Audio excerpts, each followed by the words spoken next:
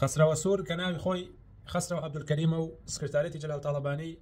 ناوی ماکوانان پێداوە ماکوان کەریم کافرە لەبەر ئەم خاڵانە. یەکەم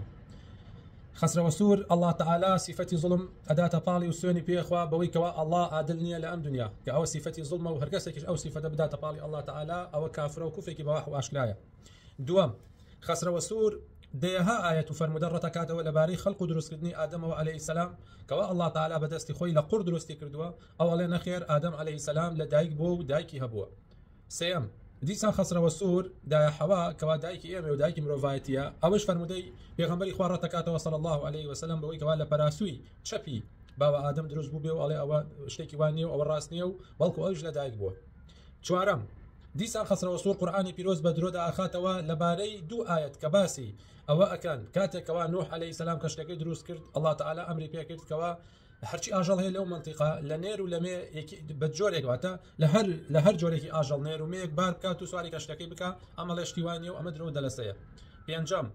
دیسانەوە ماکوان کەریم واتە خسرەوە سوور دیسان قورئانی پیرۆز بە درۆ ئەخاتەوە لەبارەی عمری نوح عەلەیهی سەلام کە 950 ساڵ بەس داوای کردو ئەوە لە شتیوانیە و بابەتەکە بەو شێوازە نییە و ڕاست نییە.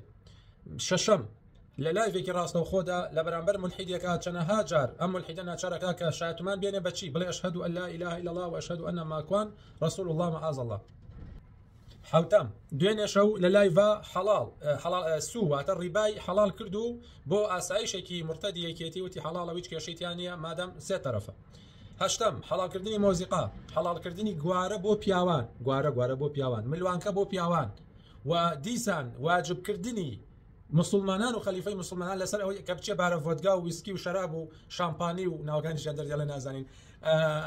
ئەمانە میلەر و جن و ئەمانە بێنێ بۆچی بۆ مەسیحەکان چکە ئەگەر پێویستیان پێی بوو واجبە فەرزە لەسەر مسلمانان و خەلیفەی مسلمانان کەوا مەشروب و شەرابیان بۆ دابینکە وەڵا خاڵە بەس ئەوە شەمێنێتەوە کاکە گیان نازانەوە خاڵی چەند بوو هەشتم بوو حوتەم بوو لێم تێکچوو. خاڵی نۆیەم دیسان بانگەشەکردنی خەڵکی بۆ دیموکراسی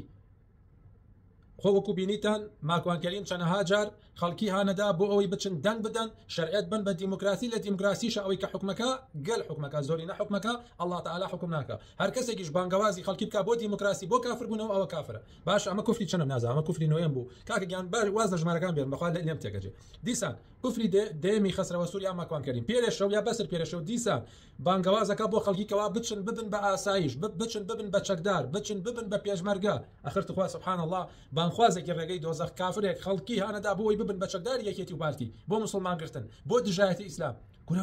ئەمە نیشانەی قیامەتە وەرە بە ناوی دینەوە دێ بانگەوازی خەڵکیەکە ببن بە چەکداری فیرعون دژی موسی عەلەیهی سەلام دژی مسلمانان ئەمە کوفری دەیەم. کوفری یانزەیەم وڵای نازانم ئەوە نەمژمارد یانزەیەم چی بوو بە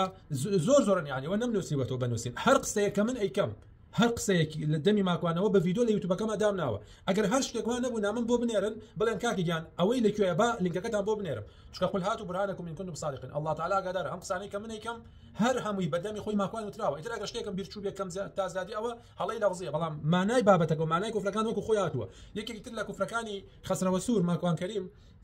بۆستە با بیرم بێتەوە ئێشە هینە دوعاکە بۆ پێشمەرگە دوعاکە بۆ چەتەکانی یەکێتی و پارتی و ئەگری بۆ عەلەمی